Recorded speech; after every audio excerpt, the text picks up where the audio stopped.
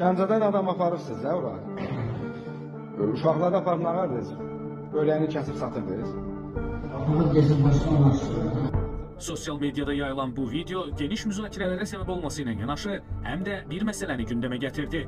Söhbət orqan mafiyasından gedir. Həqiqətən ölkədə bu cinayətlə məşğul olan şəbəkə var.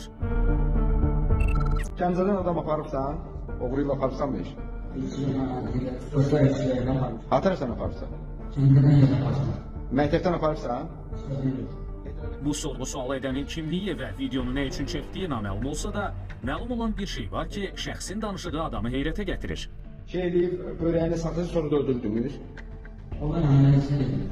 Neçə nəfəriniz qalıb bə? Bu videoda diqqət çəkən məqam həm də odur ki, danışan oğlan uşaq oğurluğunu qadın paltarı geyinərək etdiyini bildirir. Lakin sosial medyada adam oğurluğu iddiası ilə yayılan qadın fotolarına görə Daxili İşlər Nazirliyi Mətbuat Xidmətinin Lənkəran Regional Qrupunun baş inspektoru Məhəmməd Rzayev açıqlama yayıb. O bildirib ki, iddialar polis əməkdaşları tərəfindən hərtərəfli araşdırılıb və 54 yaşlı həmin qadın polis orqanına dəvət edilib. Psixi sağlamlıq vəziyyəti nəzərə alınaraq, ailə üzvlərinin ərizəsi və özünün razılığı əsasında müvafiq qaydada müalicə alınmasından ötürü Lənkəran rayonlararası psixoterapiya dispanserində yerləşdirilməsi təmin edilib. Bu açıqlamadan belə məlum olur ki, yayılan videoda danışan oğlan və dindirilən qadın tamamilə ayrı adamlardır. Bu da ölkədə orqan mafiyası olduğu şübhəsini daha da gücləndirir. Videoda danışan oğlanın kimliyini aydınlaşdırmaq üçün Daxili İşlər Nazirliyi ilə əlaqə saxladıq. Nazirliyin Mətbuat Xidmətinin Gəncə Regional Qrupunun baş inspektoru Eşqin Qasımov bildirdi ki, yayılan həmin məlumatlar həqiqəti əks etdirmir. İddialar polis əməkdaşları tərəfindən hərtərəfli araşdırılıb və həmin şəxs polis orqanına dəvət edilib.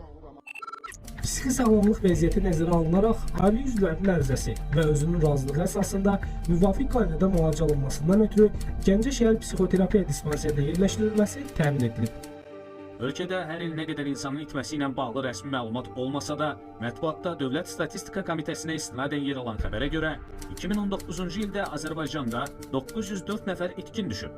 Hüquq mühafizə orqanları onlardan 756 nəfərini tapıb, 150 nəfəri taleyi isə naməlum olaraq qalıb. Beynəlxalq Qırmızı Xaç Komitəsinin məlumatına görə isə dünyada 2024-cü ildə 56559 insan itkin düşüb ki, bu da son illərin ən yüksək göstəricisidir. Ölkədə indiyə kimi orqan mafiyası ilə bağlı sübut olunmuş fakt qeydə alınmasa da, adam oğurluğu halları baş verib. Onlardan ən məşhuru Hacı Məmmədov və onun komandası olub. Onlar Azərbaycanın ilk hərbi prokuroru Rövşən Əliyevi və qara polkovnik kimi tanınan Fəthullah Hüseynovu qətlə yetirib və Beynəlxalq Bankın keçmiş sədri Cahangir Hacıyevin xanımı Zamirə Hacıyevanı oğurlayıblar. Azərbaycanın təhlükəsizlik orqanlarının 2005-ci